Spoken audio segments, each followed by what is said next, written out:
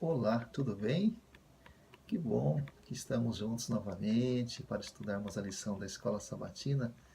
Hoje iremos estudar a lição de segunda-feira, dia 3 de julho, o chamado de Paulo.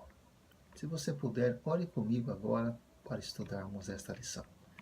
Pai bondoso, que bom estarmos juntos novamente para estudarmos a lição da Escola Sabatina. Pedimos a tua orientação neste momento. Em nome de Jesus. Amém. Vejam, queridos, embora as epístolas de Paulo geralmente sigam o formato básico das cartas antigas, Gálatas contém uma série de características únicas e essas diferenças podem nos ajudar a entender melhor a situação com a qual Paulo estava lidando. Quando nós olhamos o livro de Gálatas, nós percebemos que Paulo usou introduções mais longas do que as saudações das outras cartas. Vamos aqui com alguns poucos exemplos. Gálatas 1, verso 1 e verso 2. Vejam como é que ele usou a introdução. Olha só.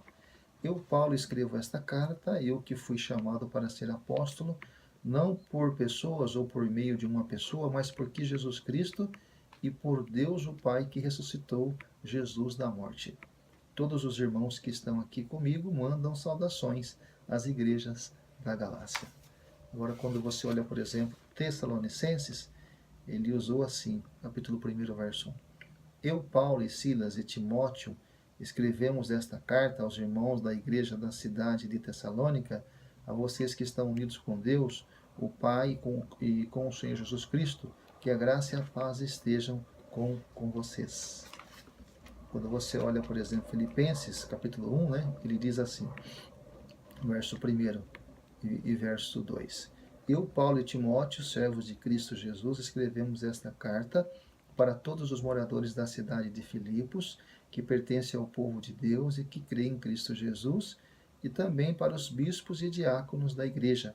Que a graça e a paz de Deus, o nosso Pai e do Senhor Jesus Cristo estejam com vocês. Agora, quando olhamos o livro de Efésios, capítulo 1, verso 1, veja qual a introdução que ele fez. Eu, Paulo, apóstolo de Cristo Jesus, pela vontade de Deus, escrevo esta carta ao povo de Deus da cidade de Éfeso, o povo que é fiel por estar unido com Cristo Jesus. Então vejam, a saudação dele, Paulo, em Gálatas, é um pouco mais longa do que as saudações das outras cartas que nós acabamos de ler. Então, além disso, como eu já comentei com vocês, ele teve que agir assim de uma forma diferente ao descrever a base de sua autoridade apostólica. Literalmente, a palavra apóstolo significa alguém enviado ou mensageiro. Quando nós olhamos aí no Novo Testamento, nós percebemos que, no sentido estrito, ela se refere aos primeiros 12 seguidores de Jesus e aos outros a quem o Cristo ressuscitado apareceu e comissionou para ser as suas testemunhas. Gálatas capítulo 1, 19 fala isso, 1 Coríntios 15, versos 7 a 9 também fala. Paulo ele declarou que pertencia a esse grupo seleto dos apóstolos. Agora, o fato de Paulo negar com tanta força que seu apostolado se apoiasse em qualquer ser humano sugere que havia uma tentativa por parte de alguns na Galácia de enfraquecer sua autoridade apostólica. E a pergunta é por quê, Como vimos, queridos, alguns na igreja não estavam felizes com a mensagem de Paulo de que a salvação era fundamentalmente pela fé em Cristo apenas e não nas obras da lei. Eles achavam que o evangelho apresentado por Paulo estivesse minando a obediência. E esses perturbadores, então, eram sutis. Sabiam que a base da mensagem do evangelho de Paulo estava diretamente ligada à fonte de sua autoridade apostólica, conforme João 3, verso 34.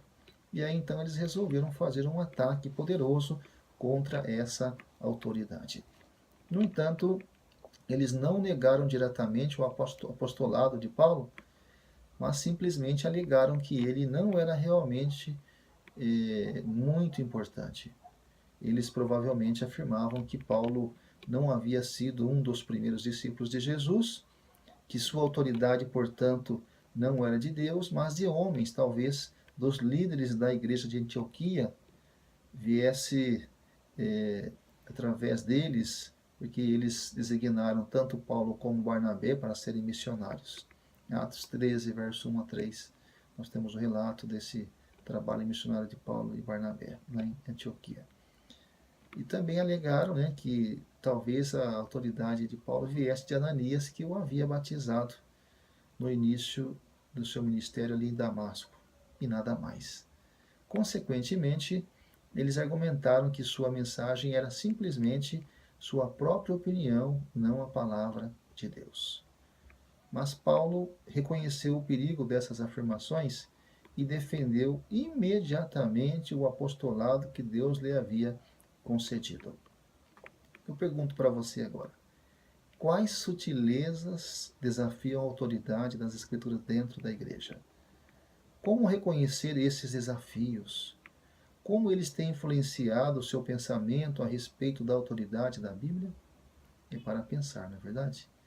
Veja que Paulo, sendo um homem de Deus, logicamente que a princípio ele era Saulo, era um perseguidor do povo de Deus, era cego espiritual, mas ele se tornou cego físico e se tornou uma pessoa convertida. E Deus, através de Ananias, o curou, ele foi batizado, ele se converteu de uma forma sincera, se tornou um missionário, um apóstolo de Deus, e ele seguia as orientações de Deus. Mas, infelizmente, os judeus, né, fanáticos, eles não acreditavam nesta autoridade de Paulo como um apóstolo. E hoje também nós temos, infelizmente, dentro, né, das igrejas, pessoas que não acreditam na autoridade do líder, acreditam que essa autoridade é humana e acabam descrendo até mesmo da palavra de Deus. É hora de nós pararmos, pensarmos e acreditarmos, né, no chamado que Deus faz às pessoas.